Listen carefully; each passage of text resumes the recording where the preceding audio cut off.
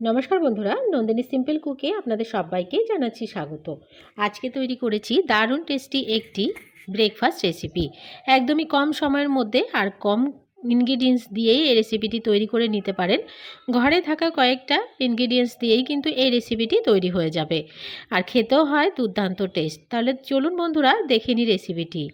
এই রেসিপিটি তৈরি করার জন্য প্রথমে এদিকে একটা মশলা তৈরি করে নেব। মশলার জন্য নিয়ে নিচ্ছি এখানে লাল লঙ্কার গুঁড়ো।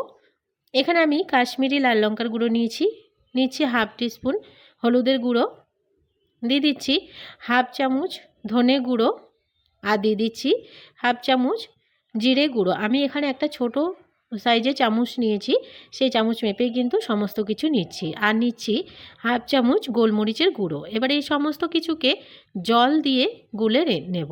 খুব বেশি জল দেব না, অল্প পরিমাণে জল দিয়ে মশলাগুলোকে গুলে নিচ্ছি।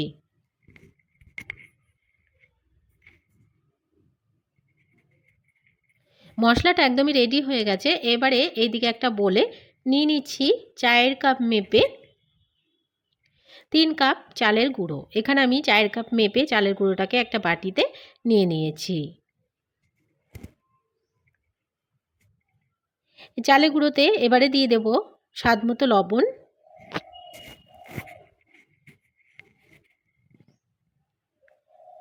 এবারে অল্প অল্প পরিমাণে জল দিয়ে একটা ব্যাটার তৈরি করে নেব।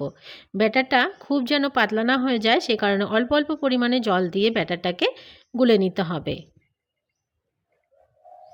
প্রথমে আমি অল্প পরিমাণে জল দিলাম, জল দিয়ে ব্যাটারটাকে গুলে নিচ্ছি। তো দেখুন শুকনো শুকনো একটা ভাব রয়ে গেছে, আরও কিছুটা জল এখানে প্রয়োজন হবে। তো আরও কিছুটা জল দিয়ে ব্যাটারটাকে খুব ভালো করে গুলে নিয়েছি। এবার দেখুন ব্যাটারের কনসিস্টেন্সিটা ঠিক এরকম রাখতে হবে, খুব বেশি পাতলা বা খুব বেশি ঘন নয়। ব্যাটারটা আমাদের একদমই রেডি হয়ে গেছে, এখানে আর কোনো কিছু দেওয়ার প্রয়োজন নেই। এবারে এদিকে একটা প্লেট নিয়ে নিলাম, প্লেটে দিয়ে দিচ্ছি বেশ খানিকটা তেল। তেলটা একটু বেশি দেব, যেহেতু প্লেটের মধ্যে আজকে রেসিপিটি করব, তো ডিমোল্ড করতে সুবিধা হবে।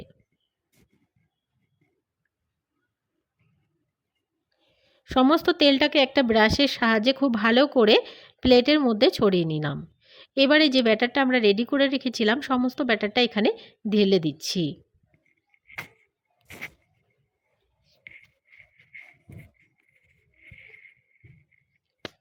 সমস্ত ব্যাটারটাকে প্লেটের মধ্যে ঢেলে নিলাম।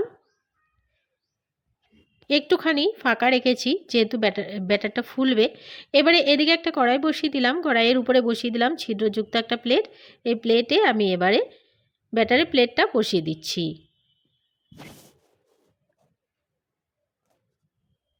এবারে ঢাকা দিয়ে পুরোপুরি 15 মিনিট পর্যন্ত ভাপে সেদ্ধ হতে দেব। খুব বেশি সময় লাগবে না, 15 মিনিট মতো সময় রাখলেই দেখবেন এটা হয়ে গেছে। ঢাকা দিয়ে রেখে দিচ্ছি, 15 মিনিট পরে আবারও ফিরে আসছি। পুরোপুরি 15 মিনিট পরে একটু ঢাকাটা সরিয়ে নেব। তো বন্ধুরা দেখুন একদমই কিন্তু বসে গেছে আর খুব ভালোভাবে রেডিও হয়ে গেছে। যখন দেখবেন একটু শক্ত ভাব হয়ে গেছে, তখন হাত দিয়ে দেখে নিচ্ছি। তো দেখুন হাতে একটু লেগে যাচ্ছে না, শক্ত ভাব হয়ে গেছে। এবারে যে মশলাটা আমরা রেডি করে রেখেছিলাম, সেই মশলাটা এখানে দিয়ে দেব। দিয়ে চামচের সাহায্যে খুব ভালো করে একটু মশলাটাকে ছড়িয়ে দিচ্ছি।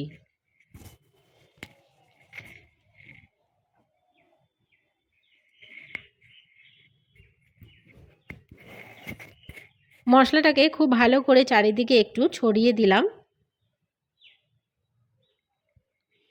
এবারে আবারও ঢাকা দিয়ে পুরোপুরি 10 থেকে 15 মিনিট রেখে দেব। আপনারা যদি মনে করেন যে মশলার কাঁচা গন্ধ থাকতে পারে, তাহলে এটা রেডি করার সময় আপনারা নিজেরাই বুঝতে পারবেন 15 মিনিট মতো ঢাকা দিয়ে রেখে দিতে হবে। তাহলে কী হবে, মশলাটা খুব ভালোভাবে রেডি হয়ে যাবে আর একদমই মশলার গন্ধ করবে না। পুরোপুরি 15 মিনিট মতো ঢাকা দিয়ে রেখে দিয়েছিলাম। তো দেখুন মশলাটা খুব ভালোভাবে রেডি হয়ে গেছে একদমই, আর রেসিপিটাও রেডি হয়ে গেছে। এবারে নামিয়ে নিচ্ছি। তো বন্ধুরা এবারে নামিয়ে নিলাম, খুব ভালোভাবে ঠান্ডাও করে নিয়েছি। এবারে ডিমোল্ড করে নেব। ডিমোল্ড করার সময় একটু ক্যামেরাটা খুব ক্লোজ হয়ে গেছিলো, আমি সেটা বুঝতে পারিনি। তো বন্ধুরা একটা প্লেট প্রথমে আমি দিয়ে উপর করে নিচ্ছি। একটু র‍্যাপ করলেই খুব ভালোভাবে বেরিয়ে আসে।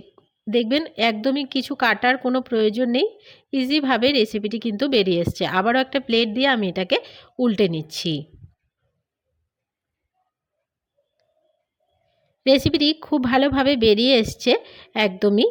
তো দেখুন খুব সুন্দর একটা গন্ধ আসছে, যেহেতু আমরা মশলা ব্যবহার করেছি। এবারে আমি কেটে সার্ভ করব। তো এটাকে আমি আপনারা আপনাদের পছন্দ মতন কেটে নেবেন। এবারে আমি এটাকে কেটে নিচ্ছি। একটা ছুরির সাহায্যে চারিদিকটা কেটে নেব পিস পিস করে। এটা কিন্তু খুব সফট হয়, বয়স্ক মানুষরাও খেতে পারবেন। বন্ধুরা, আজকের এই রেসিপিটি ডাল, সাম্বার, যে কোনো চাটনির সাথে, সসের সাথে রেসিপিটি সার্ভ করুন, খেতে দুর্দান্ত টেস্ট হয়। আজকের রেসিপি ভালো লাগলে একটা লাইক করার অনুরোধ রইল। নতুন বন্ধু আমার চ্যানেলে যদি নতুন এসে থাকেন, আমার চ্যানেলটিকে সাবস্ক্রাইব করে আমার পাশে থাকার অনুরোধ রইল। পাশে থাকা বেল আইকনটাকে প্রেস করতে ভুলবেন না, এ ধরনের রান্নার নোটিফিকেশনগুলো সবার আগে আপনাদের কাছে পৌঁছে যাওয়ার জন্য। আর আজকের রেসিপিটি কেমন লাগলো কমেন্টস বক্সে জানাতে ভুলবেন না। অনেক অনেক শেয়ার করে দেওয়ার অনুরোধ রইল। আজকের মতন এখানে শেষ করছি। সবাই ভালো থাকবেন, সুস্থ থাকবেন। চলে আসবো অন্য কোনো দিন অন্য একটা রেসিপির সাথে। আজকের মতো তাহলে টাটা।